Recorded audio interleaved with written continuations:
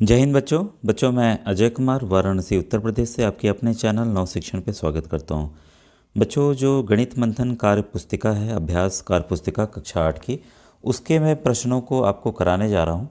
तो अक्सर देखा जाता है कि जो पीछे वाले प्रश्न चैप्टर्स होते हैं उसको छोड़ दिया जाता है, और ये बच्चों एग्ज़ाम में आते हैं और ये काफ़ी आसान रहते हैं स्कोरिंग के लिए। ठीक है, तो ये कोई भी आप प्रतियोगी परीक्षा दे रहे हैं या कक्षा 8 की आप जब मेन एग्ज़ाम देंगे, फाइनल एग्ज़ाम देंगे, तब ये आपको ये चैप्टर पूरा काम आने वाला है, बहुत ही आसान रहता है।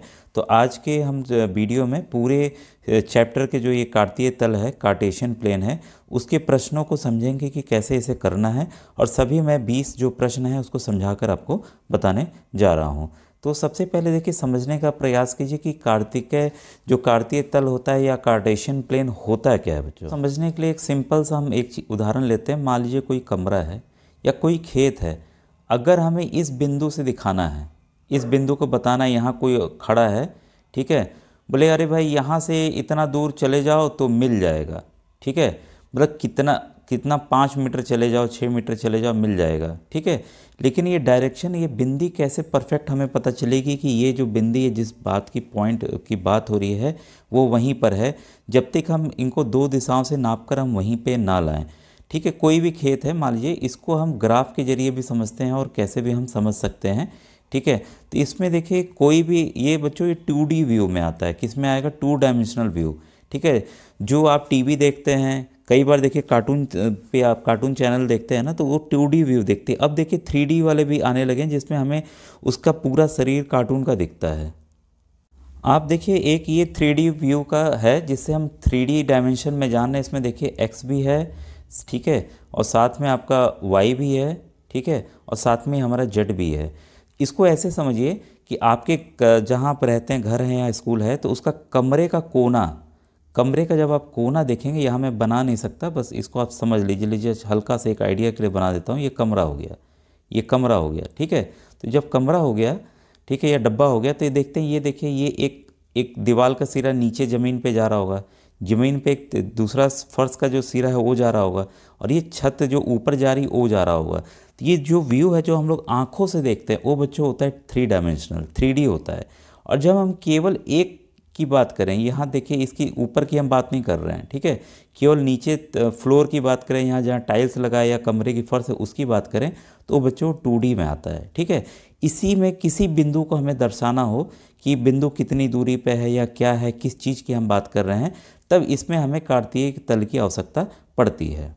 इसको समझने के लिए जो लाइन होता है बच्चों, ये आप जानते होंगे कि जो परिमेय संख्या होती हैं, ये आपकी पूर्णांक संख्याएं होती हैं। ठीक है, तो ये तो हमें पता है। प्राकृतिक संख्याएं आपकी 1 2 3 4 से शुरू होती हैं, इधर बढ़ती चली जाती हैं। फिर जीरो जो है पूर्ण संख्याओं के अंतर्गत आता है, यानी कि होल नंबर आता है यहाँ से। इधर जो है ऋणात्मक संख्याएं जो हैं, इंटीजर्स हैं। ठीक है, तो ये माइनस वाली संख्याएं हैं।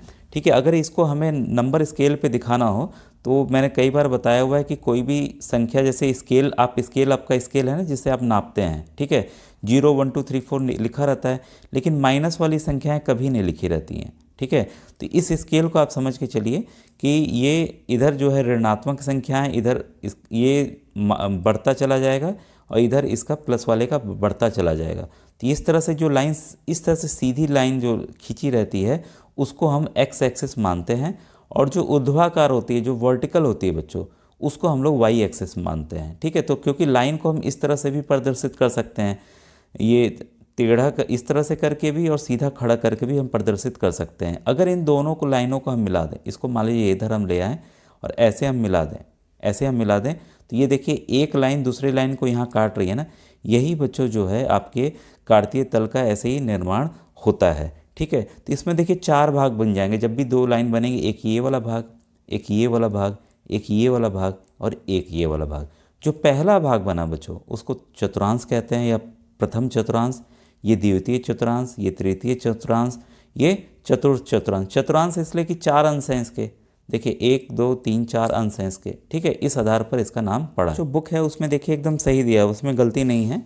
ये देखिए प्लस प्लस है, ठीक है, ये माइनस प्लस है, ठीक है, ये माइनस माइनस है, और ये आपका प्लस माइनस है। प्लस क्यों है? क्योंकि x का मान प्लस है और यहाँ y का मान माइनस है।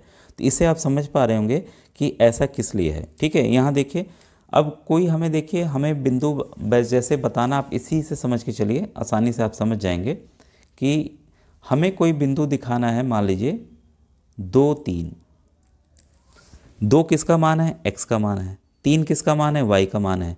2 का क्या धन है कि ऋण है, माइनस है तो प्लस है, तो प्लस हमने 2 ले लिया, यहाँ भाई ले लिया इस पॉइंट को। ठीक है, ये कितना है, 3 है।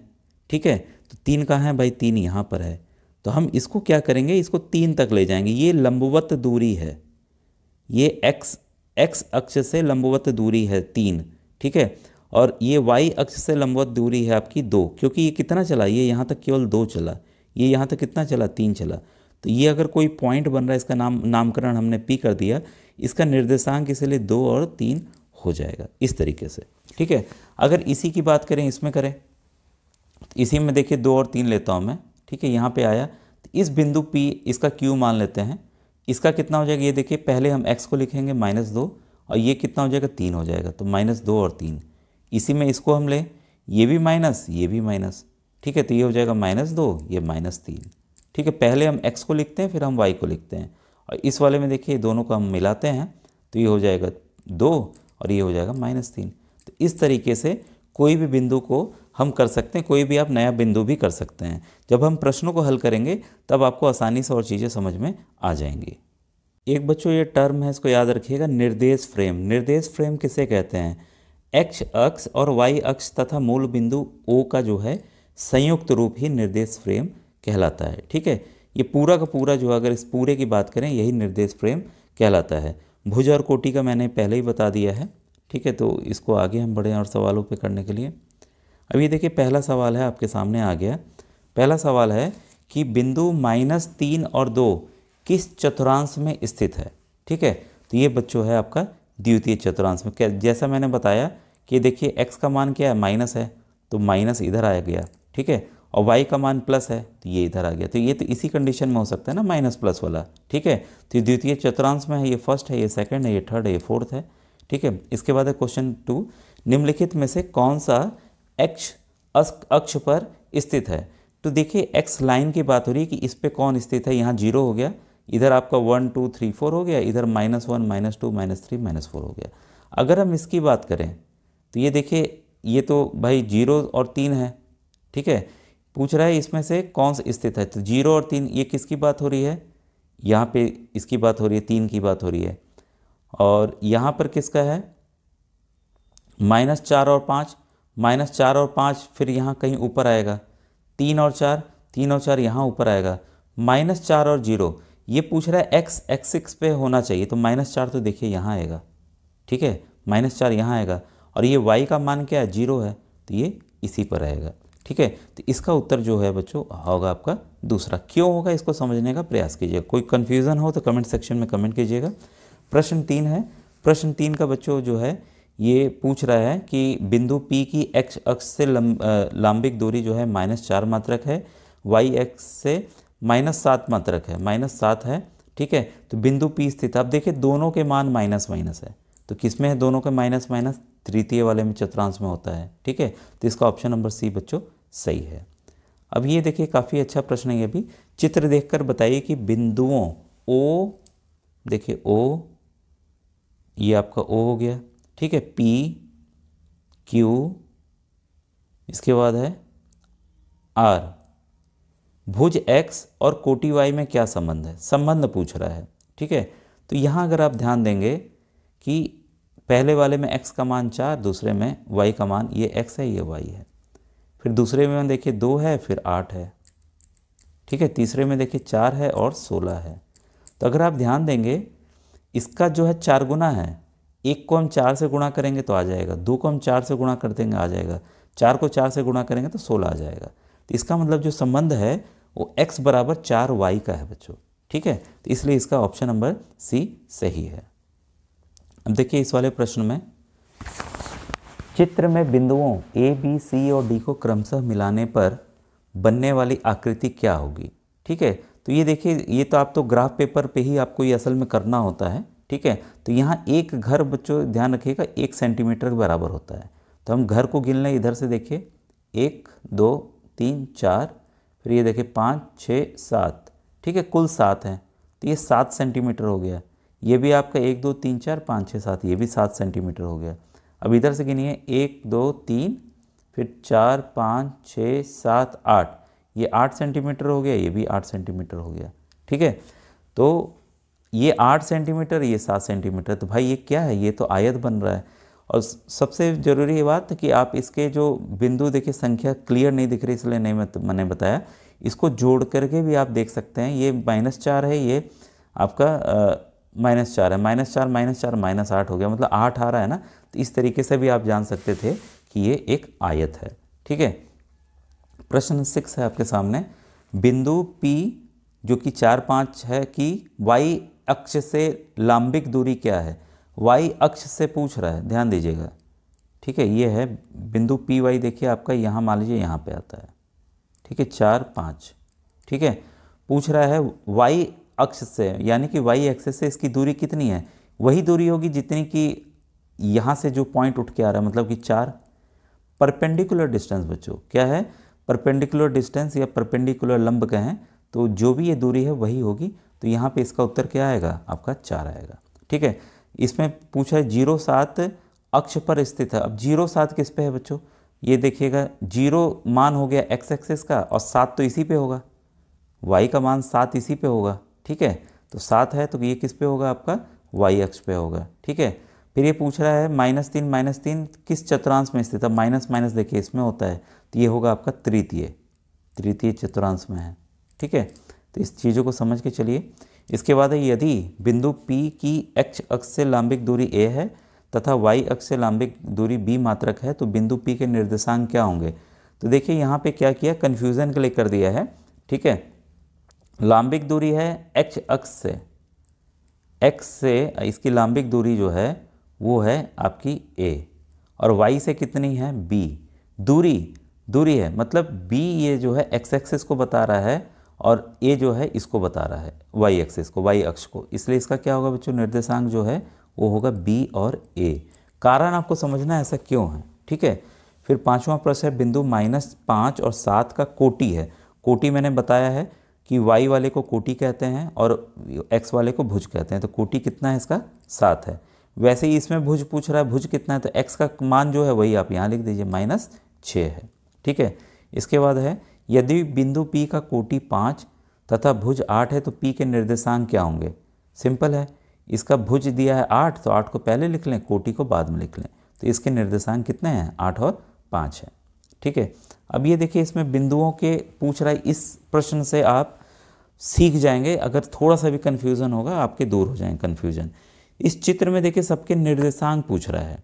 ठीक है, तो मैंने जो बताया है कि सबसे पहले हम x को लिखते हैं फिर y को लिखते हैं। ठीक है, तो अगर हम देखते हैं a की दूरी x से कितनी है, भाई यहाँ 4 है, और ये वाली दूरी कितनी है, मतलब ये कहाँ पे आ रहा है, ये 3 है। ठीक है, तो इसका कितना हो गया, 4 और 3 हो गया। वैसे ही b का देखिए, x को लिखें पहले 1, 2, 3, तो 3 हो गया। ये कितना है आपका, 2 ही है। ठीक है, लेकिन x यहाँ क्या है, x का मान माइनस है तो हम यहाँ क्या करेंगे, माइनस लिखेंगे। y का मान धन है तो यहाँ क्या लिखेंगे, 2 लिखेंगे। ठीक है, वैसे ही c का देखिए, c में तो दोनों माइनस माइनस होते हैं। ये देखिए यहाँ पर x से 2 दूरी पर रहा है और यहाँ से 1 दूरी पर है। ठीक है, तो इसका कितना हो जाएगा, -2, और ये आपका 1 हो जाएगा। वैसे ही d का देखिए, x का मान जो है प्लस में है 2 हो गया, और ये है आपका माइनस में तो -2 हो गया, तो 2 और -2। तो ये कैसे हुआ, ये आपको पता चला होगा कि दूरी किस तरह से हम नाप के इसको करते हैं। ठीक है, आपने इसको नोट कर लिया होगा। अब बच्चों ये देखिए पूछ रहा है, एक ग्राफ दिया हुआ है, यहाँ देखिए ये समय है, ये क्या दर्शा रहा है, समय। ठीक है, और ये आपका दर्शा रहा है दूरी, 45 किलोमीटर, आपका 90 किलोमीटर, इस तरीके से ये बढ़ रहा है, 135, 180। ठीक है, अब ये जो समय बता रहा है 1 घंटे में, ये जो है देखिए 1 घंटे में, इसको अगर हम बड़ा कर दें थोड़ा सा तब आपको दिखेगा। और ये समय देखिए घंटे में है, 1 घंटे में कितनी दूरी तय हुई, 45 किलोमीटर। कितनी हुई, 45 किलोमीटर। 2 घंटे में कितनी दूरी हुई, 90 किलोमीटर। ठीक है, 45 दूनी 90। आप समझ रहे होंगे कि ये कैसे बढ़ रहा है। ठीक है, तो ये आपको कार की चाल तथा दूरी में संबंध, तो आप सबको बच्चों को आपको पता है चाल बराबर क्या होता है, चाल बराबर होता है आपका दूरी बटा समय, यही ना होता है, डिस्टेंस अपॉन टाइम, यही होता है ना। ठीक है, कार की चाल यहाँ पूछ रहा है, यहाँ पूछ रहा है कि कार की चाल आपकी कितनी होगी। ठीक है, तो इसके लिए हम क्या करेंगे कि इसका तरीका है, आप बच्चों कोई भी ले लीजिए, मान लीजिए मैं ये 290 वाला ले रहा हूँ, कितनी दूरी तय हुई 90, समय कितना लगा 90 वाले में 2 घंटा, तो 2 से हमने भाग दे दिया, काट दीजिए, 2 और ये 45, आगे 45 किलोमीटर प्रति घंटा। ठीक है, अब मान लीजिए मैं ले लेता हूँ यही वाला, पहला ही वाला ले लेता हूँ, दूरी कितनी है 45, समय कितना लगा 1 घंटा, 1 से भाग दे दिए, कितना आ गया, तो सिंपल आ गया 45 किलोमीटर प्रति घंटा। तो ग्राफ के जो प्रश्न होते हैं काफ़ी आसान होते हैं, ना आने की वजह से हम इसको हल नहीं कर पाते हैं। तो ये कैसे ये हल हुआ ये आप समझ गए होंगे। यहाँ आप लिखेंगे कार की चाल जो होगी 45 किलोमीटर प्रति घंटा होगी, यहाँ हिंदी में किलोमीटर लिख दीजिएगा आप। ठीक है, इसके बाद देखिए इस सवाल से आपको और क्लैरिटी आएगी जहाँ आपको थोड़ा सा भी संशय होगा। ठीक है, इसमें चित्र में क्या गया, ऊर्ध्वाधर रेखा वाई वाई डैश, ये वाई वाई डैश इसकी बात हो रही है। ठीक है, वाई वाई डैश जो है वो किस पे है, ये वाई अक्ष पे है, वाई अक्ष पे है। ठीक है, बिंदु P का कोटि है, बिंदु P का कोटि, कोटि मतलब कि वाई एक्सिस की वाई अक्ष की बात हो रही है, तो 1 2 3। ठीक है, 1 2 3 पे देखिए ये 3 तक आ रहा है ना यहाँ से। ठीक है, कोटि 3 है। क्षैतिज रेखा ये क्या है, ये आपका एक्स अक्ष है, एक्स अक्ष है। ठीक है, बिंदु P का भुज, भुज मतलब ये एक्स की दूरी कितना है 4 है, तो यहाँ 4 लिख दिए। चित्र में मूल बिंदु, मूल बिंदु देखिए ये क्या 0 0 है, हम क्या करेंगे 0 0 लिख देंगे।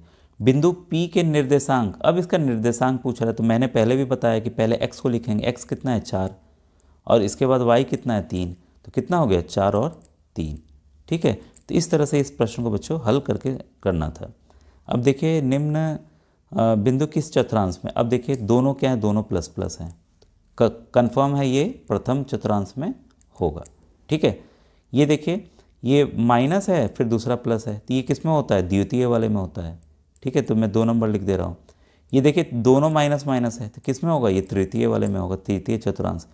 एक देखिए x प्लस है y माइनस, ये किस में होता है, ये चतुर्थ वाले में होता है। ठीक है, फोर्थ वाले में, तो चतुर्थ चतुर्थांश। ठीक है, तो इसको भी आपने नोट डाउन कर लिया होगा। अब आइए इस प्रश्न पे आते हैं, ये भी काफ़ी अच्छा प्रश्न है बच्चों, इससे आप समझेंगे। ये देखिए ये बढ़ाया नहीं है इन्होंने, अब आप इसको ऐसे समझ लीजिए, ये ऐसे दर्शा दिया गया अब। ठीक है, ये आपका y एक्सिस है, ये आपका x एक्सिस है। अब इन्होंने इसमें एक आयत बना दिया है। ठीक है, और काफ़ी अच्छा प्रश्न है, इसको समझिएगा बच्चों। ठीक है, बिंदु ABCD के निर्देशांक ज्ञात कीजिए। ठीक है, सबके निर्देशांक, तो हम देख रहे हैं a का क्या निर्देशांक है भाई, x का मान तो यहाँ 0 है, यहाँ 0 है, y का मान कितना है, y का मान आपका 4 है, तो कितना हो गया 0 और 4। b के निर्देशांक यहाँ कितना है, y x का मान कितना है 6 और y का मान कितना, ऊपर की तरफ आइए, ऊपर आ रहा है 4 पे, कितने हो गए 6 और 4, तो b के निर्देशांक क्या होंगे 6 और 4 होंगे। ठीक है, c का निर्देशांक, c जो है x का मान 6 है, y का मान कितना, y का मान तो 0 है क्योंकि y तो यहाँ पे 0 है, तो ये कितना हो गया 6 और 0। वैसे ही d का निर्देशांक, d का देखिए बच्चों 3, ये आपका यहाँ से यहाँ तक दूरी 3 और यहाँ से यहाँ तक दूरी आपकी 2, तो कितने हो गए निर्देशांक, पहले x को लिखेंगे 3 और ये 2, 3 और 2 हैं। ठीक है, d के निर्देशांक तो क्लियर हो गया। अब इसको देखिए समझिए, कुछ सवाल और इस पर बढ़ने वाले हैं। अभी इसमें पूछ रहा है आयत OABC का क्षेत्रफल ज्ञात कीजिए। देखिए OABC, OABC, ठीक है, OABC जो है उसका हमें क्षेत्रफल ज्ञात करना है। ठीक है, तो आपको पता है ये एक आयत है, तो आयत का क्षेत्रफल क्या होता है, लंबाई गुणे चौड़ाई, तो लंबाई 6 है और ये 4 है, तो 6 गुणे 4 कर दीजिए, कितना आ गया 24। ठीक है, वर्ग मात्रक, जो भी मात्रक होगा, मीटर है मीटर स्क्वायर हो जाएगा, सेंटीमीटर है तो सेंटीमीटर स्क्वायर हो जाएगा, तो 24 आ गया। ठीक है, इसके बाद देखिए सवाल है आपका, त्रिभुज DOC की ऊंचाई ज्ञात कीजिए। त्रिभुज, अब देखें भाई, त्रिभुज DOC, देखिए DOC, इस त्रिभुज की बात हो रही, ऊंचाई मतलब ये वाली ऊंचाई, तो ये साफ साफ दिख रहा है ऊंचाई कितनी होगी, जो यहाँ तक है, ये तक की दूरी है, ये कितनी है आपकी 2 है। ठीक है, यहाँ से हमें पता चल गया ना कितनी दूरी है, 2 है। तो इसका उत्तर कितना होगा, डी और सी का ऊंचाई कितनी होगी त्रिभुज की, 2 मात्रक, जो भी मीटर स्क्वायर या सेंटीमीटर स्क्वायर। अब देखिए पूछा है त्रिभुज डी और सी का क्षेत्रफल, ठीक है। अब इसमें कई बच्चे थोड़ा सा फॉर्मूला ना याद करने की वजह से उनको प्रॉब्लम होगी। तो बच्चों ये त्रिभुज है, इसका फॉर्मूला याद रखिएगा, हाफ गुणे आधार गुणे लंब, बेस इंटू हाइट, ठीक है, आधार गुणे लंब, ठीक है। आधार कितना है आपका, आधार आपका 6 है, लंब कितना है आपका 2 है, ठीक है। तो इसको हम लिख देते हैं हाफ आपका आधार 6 गुणे लंब आपका 2, काट दीजिए, 2 1 जा 2, फिर 2 3 जा 6, तो 3 दूनी 6, कितना आ गया इसका 6 मात्रक स्क्वायर या मीटर स्क्वायर जो भी इसका आ गया, ठीक है। तो यहाँ पर इसका आ गया आपका 6, तो इसको आप इस तरीके से 6 यहाँ लिख लीजिएगा। अब पूछ रहा है यहाँ पर त्रिभुज डी ओ सी और ओ ए बी के क्षेत्रफल के संबंध ज्ञात कीजिए। अभी हमने देखा जो त्रिभुज है, त्रिभुज का क्षेत्रफल कितना निकला 6, वहीं जो आयत है, आयत का क्षेत्रफल निकला था 24, ठीक है। तो क्या है, आप लिखेंगे त्रिभुज का क्षेत्रफल, ये इसका सॉरी आयत लिखिएगा, आयत का क्षेत्रफल त्रिभुज से 4 गुना है, त्रिभुज से 4 गुना है, ठीक है। क्लियर हो गया, ये भी आपने भर लिया होगा। अब देखिए ये वाले सवाल में ये काफ़ी अच्छा प्रश्न है, एक वर्ग की भुजा x तथा इस वर्ग का क्षेत्रफल y सेंटीमीटर स्क्वायर है, x के भिन्न भिन्न मान लेकर y के संगत मान ज्ञात कीजिए, फिर x के मानों को भुज तथा y के संगत मानों को कोटि मानकर ग्राफ खींचिए। अब देखिए बच्चों हम इसको मान लेते हैं, ये x है, x का मान हम जो भी लिखेंगे उसका हमें वर्ग यहाँ कर देना है, क्षेत्रफल, ठीक है।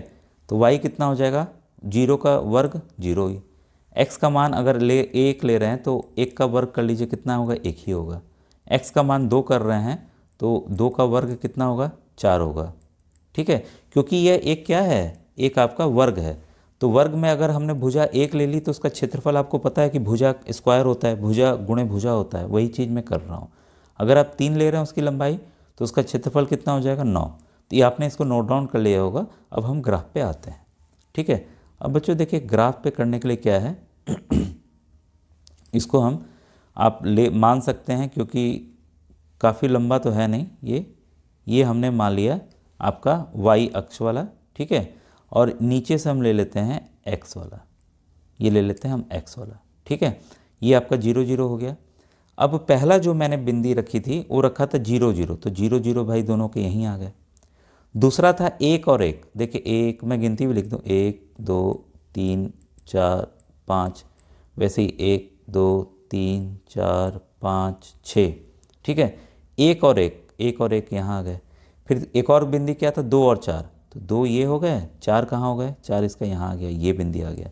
तीसरा जो है क्या था 3 और 9, भाई 3 तो दिख रहा है, ग्राफ पेपर छोटा है तो इसी लाइन में ऊपर की तरफ जाके बनेगा कहीं, ठीक है। अब हमें मिलाना है, बस इसको आप ऐसे मिला दीजिए ऊपर आपका, तो ये इस तरह से इसका ग्राफ बनने वाला है, तो आप बना लिए होंगे इसको। अब इसके बाद बच्चों ये देखिए, ये सवाल दिया हुआ है, चित्र में मूलधन पर दी गई ब्याज दर से समय और साधारण ब्याज के संबंध का ग्राफ है, ग्राफ की सहायता से निम्नलिखित प्रश्नों के उत्तर। ये ग्राफ बन गया।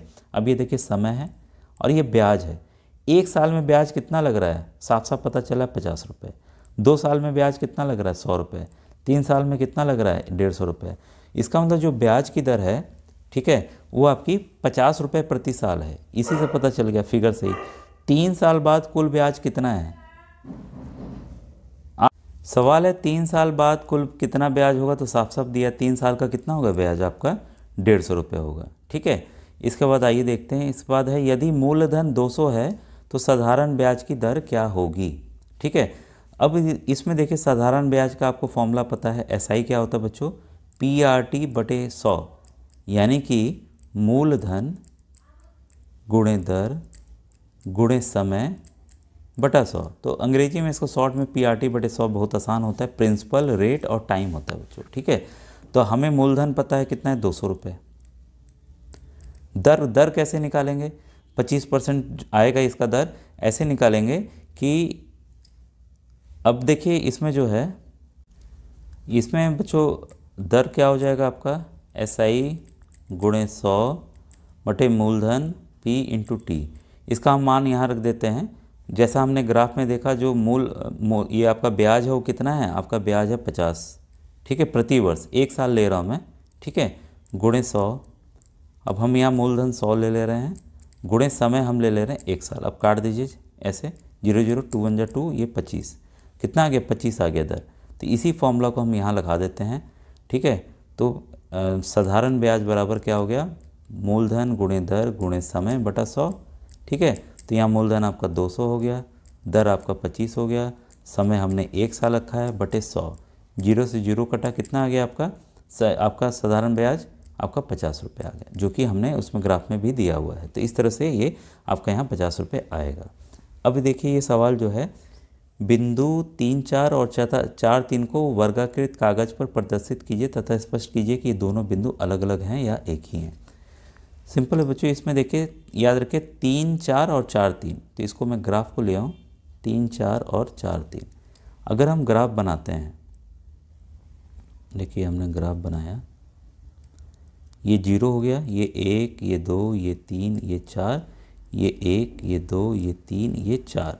अगर हम पहले बिंदु की बात करें 3 4, तो 3 इधर से ले गए और 4 यहाँ आ गया, देखिए 4 इसका आ गया, ये पहला बिंदु हो गया। दूसरा क्या है, 4 3, तो ये देखिए 4 इधर ले लेंगे और ये 3 इसके ये ले लेंगे। तो ये देखिए अलग अलग बिंदु हैं कि नहीं, एक तो है नहीं बिंदु। तो इस तरह से इसको ग्राफ पे हम प्रदर्शित कर सकते हैं।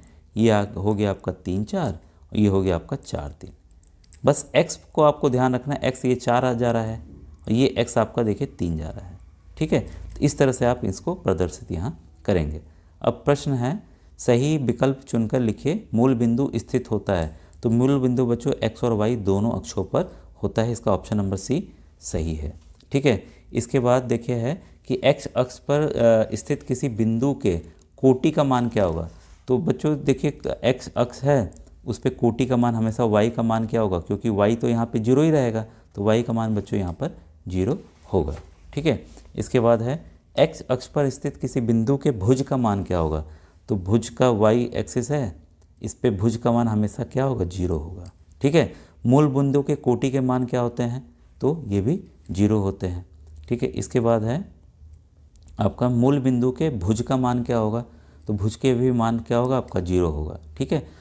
x और y अक्ष के बीच का कोण, क्यों देखिए x ये है, y ये है, हमेशा कितना होता है, 90 अंश होता है, 90 डिग्री होता है, ठीक है। ये भी 90, ये भी 90, ये भी 90, तभी तो 4 चतुर्थांश बनते हैं, ठीक है। इसके बाद है एक बिंदु, ये देखिए ये सवाल अलग है एकदम, और ये आपकी किताब में भी नहीं दिया हुआ है कि कैसे इसे करना है, तो इसको समझ लीजिए। एक बिंदु की x अक्ष से दूरी 7 मात्रक और y अक्ष से दूरी 4 मात्रक है, बिंदु के निर्देशांक लिखिए। तो ये तो आसान था, तो 7 और 4 जैसा मैंने समझाया है, 7 और 4 हो गए। ये प्रश्न अलग था, सॉरी ये बच्चों ये था प्रश्न कि दो बिंदु दे दिए गए हैं 5 और 6, -5 और 6 के बीच की दूरी ज्ञात कीजिए। तो इसका फॉर्मूला बच्चों लिख लीजिएगा। ये देखिए ये XY हो गया, ठीक है, और ये इसको हम ले लेते हैं, देखिए इसको ऐसे करके चलिए, ये हम ले लेते हैं X1 Y1 और Y1, ये वाला ले लेते हैं X2 और Y2, ठीक है। ये मान है अलग अलग। फॉर्मूला है जो दूरी होगा, डिस्टेंस बराबर होता है बच्चों X2 माइनस X1 का वर्ग प्लस Y2 माइनस Y1 का वर्गमूल, ठीक है। तो यहाँ x का मान कितना है, x2 का मान कितना है, x2 का मान आपका -5 है, कितना है, -5, और x1 का मान कितना है, 5 है, -5, इसका वर्गमूल हमने ले लिया। अब देखिए y2 का मान कितना है, y2 का मान है आपका 6 और y1 का मान कितना है, 6। अब ये देखिए 0 हो गया, 6 में से 6 गया 0 हो गया। अब हमें इसी पे ध्यान देना है, -5 -10 हो गया, -10 का अगर हम वर्ग लेते हैं तो ये आ जाता है बच्चों 100 इस समय वर्गमूल में है, 100 इस समय वर्गमूल में है, ठीक है। तो d बराबर क्या होगा आपका, 100 को कैसे लिख सकते हैं, जिन बच्चों को स्क्वायर रूट आता है तो तुरंत ही कर लेंगे, इसका जोड़ा बन गया तो एक बाहर आ जाएगा, तो 10 इसका मात्रक जो भी यूनिट होगी वो बच्चों दूरी आएगी, ठीक है। तो इसका उत्तर आपका 10 आ गया। वैसे ही देखिए इस वाले प्रश्न को भी वैसे ही करना है, X1 Y1, ये है आपका X2 और ये y2। फॉर्मूला हमें याद है, फॉर्मूला वही हमें लगा देना है, x2 माइनस x1 का whole square plus y2 minus y1 का होल स्क्वायर वर्गमूल के अंदर। ठीक है, अब हम वैल्यू डाल दें 3 माइनस 3 का होल स्क्वायर प्लस 4। अब यहाँ देखिए, यहाँ जो इसका मान है बच्चों वो है -4। ठीक है, तो इसको हम ब्रैकेट में लिख लें ताकि आपको कन्फ्यूज़न ना हो, इसका होल वर्ग। ठीक है, अब ये देखिए जब ब्रैकेट खुलेगा तो ये माइनस माइनस क्या हो जाएगा, प्लस। ठीक है, ये तो कट गया, 3 में से 3 गया 0, तो प्लस हो गया 4 और 4 8। 8 का यहाँ हमें वर्ग लेना है। ठीक है, 8 का हमें यहाँ पर वर्ग लेना है। ठीक है, तो 8 का वर्ग कितना होता है, 64। ठीक है, या वैसे ही मतलब कि इसको तो अब 8 गुणे 8 लिख सकते हैं ना, एक को बाहर निकाल लीजिए, यही इसका बच्चों उत्तर आएगा 8। ये आखिरी प्रश्न है और काफ़ी अच्छा प्रश्न है। मूल बिंदु और बिंदु 6 8 के बीच की सीधी दूरी ज्ञात कीजिए। ठीक है, अब देखिए ये हमें ग्राफ से थोड़ा समझना पड़ेगा कि कैसे हो रहा है। यहाँ मान लीजिए 6 यहाँ आ रहा है x अक्ष का। ठीक है, 8 मान लीजिए थोड़ा सा और ऊपर कर लें, 8 यहाँ आ रहा है, तो ये बिंदी यहाँ पर है, लगभग ये बिंदी यहाँ पर है। ये पूछ रहा है मूल बिंदु से इसकी दूरी कितनी है, ये दूरी हमें निकालनी है। अब बच्चों यहाँ हम पाइथागोरस थ्योरम अप्लाई करेंगे। अब ये देखिए x, ये लंबवत दूरी कितनी है आपकी, ये 8 है, और ये आधार वाली दूरी कितनी है आपकी, 6 है। पाइथागोरस थ्योरम हमारा क्या कहता है, हाइपोटेन्यूज स्क्वायर है बच्चों, ये परपेंडिकुलर है, ये बेस है। Hypotenuse square is equal to perpendicular square plus base square. ठीक है, तो परपेंडिकुलर आपका 8 है और आधार आपका कितना है, 6 है। 6 का स्क्वायर 8 8 जा 64 प्लस 6 6 जा 36, इसको जोड़ लीजिए कितना आ गया, 100। अब ये h स्क्वायर है, हमें h निकालना है, हमें क्या निकालना है, h निकालना है। ठीक है, तो h बराबर क्या हो जाएगा, इसको वर्गमूल में ले लेंगे 100 को। 100 को कैसे लिख सकते हैं, 10 गुणे 10। ठीक है, एक 10 बाहर आ जाएगा, एक 10 बाहर आ जाएगा, तो यही क्या है इसकी बच्चों, ये सीधी दूरी है। मूल बिंदु से सीधी दूरी जो है वो 10 मात्र 10 यूनिट दूर है। तो इस तरह से बच्चों ये वीडियो समाप्त हुआ। इस तरह के और वीडियो चाहिए तो कमेंट सेक्शन में कमेंट कीजिएगा। Thank you.